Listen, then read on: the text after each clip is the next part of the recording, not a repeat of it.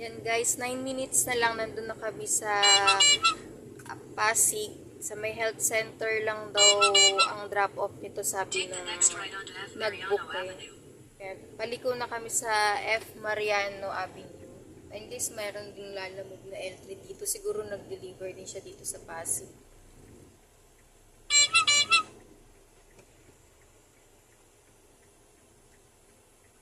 Medyo masikip lang yung daan dito sa Pasig guys, pero kasya naman. Turn left onto Magsaysay.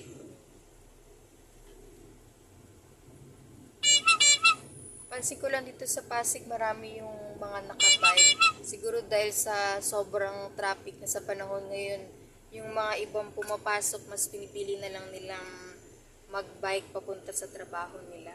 Yan. Sa harapan natin guys, lalamove din. No? Wala siyang sakay. Siguro nag-drop lang siya dito sa Pasig, tapos palabas na siguro siya. 6 minutes na lang nandun kami guys sa drop-off area.